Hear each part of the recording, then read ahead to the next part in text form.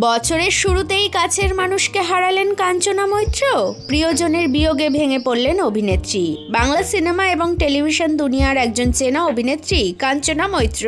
বেশিরভাগ ধারাবাহিকেই তাকে ভিলেনের চরিত্রে দেখা যায়, কিন্তু বছরের শুরুতেই যে এমন দুর্যোগের সম্মুখীন হবে তার কি জানতো বলুন না। গত 15ই জানুয়ারি জীবনের সবথেকে বড় সাপোর্ট সিস্টেম মাকে হারালেন তিনি। এদিন ভোরবেলায় আচমকা ঘটে যায় এই দুর্ঘটনা। হৃদরোগে আক্রান্ত হয়ে বাড়িতেই মারা যান অভিনেত্রীর মা।